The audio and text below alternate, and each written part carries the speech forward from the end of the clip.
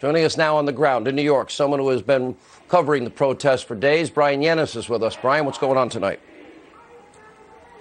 Sean, good evening. This is the 12th night of protests, and I can tell you the tension in the air is far different than we've seen over the last week. It is one that is really, well, it's not confrontational. You know, this is the second night without the 8 p.m. curfew, and it is the second night in which we have not had mass arrests and confrontation with police. This is what we've been seeing all weekend, frankly, larger protests and a change not only in the tension, one that is not, with conflict, but also in terms of their message. The big cheer out here is defund the NYPD, as well as how do you spell racist, NYPD. Right now at Gracie Mansion, there are protesters outside of de Blasio's mayor's mansion who are also calling for the same thing, and they're also calling on the mayor to resign because they don't think he's going far enough in terms of police reform. Right now, the New York State Assembly is already pressing on with some sweeping legislation already that would cause for police records to be open, to be publicly disclosed, a ban on chokeholds,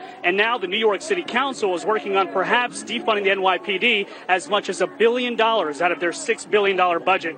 I'm going to see if I can grab somebody here that can talk to me a little bit about the defunding of the police. Just give me 1 second. Can I ask you something real quick about defunding the NYPD? Okay.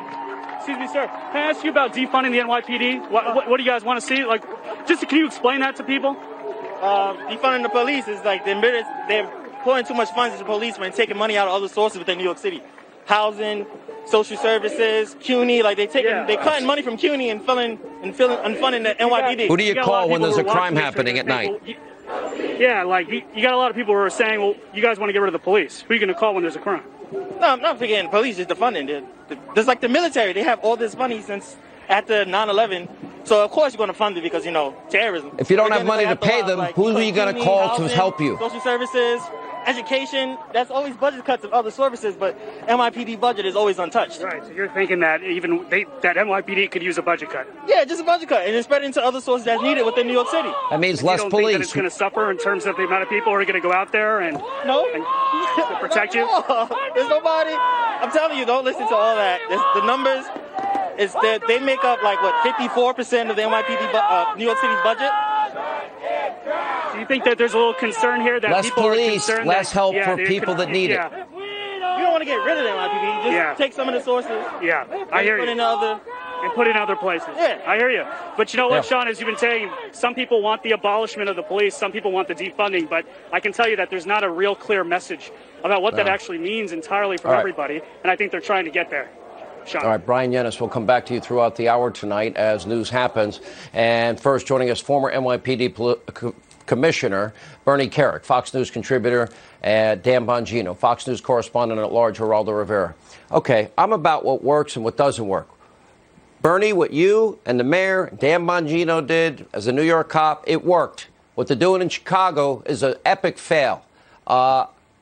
Why can't they duplicate what you guys did instead of saying, oh, we're going to get rid of cops and defund them? You don't have cops if you take away the funding. You got to pay them to do that dangerous job. Well, listen, all you have to do is look at history. You look at what we did in New York from 94 to 2002, a 63% reduction in violent crime, a 70% reduction in homicide. And the biggest benefactors to those reductions was the black community, some of which there was an 80% reduction in homicide. So that's what happens when you have the right leadership. That's what happens when you have the right funding. That's what happens when you have the right size department. But with these guys, and the guy that was talking just now, he's an idiot. He has no conception of what he's talking about.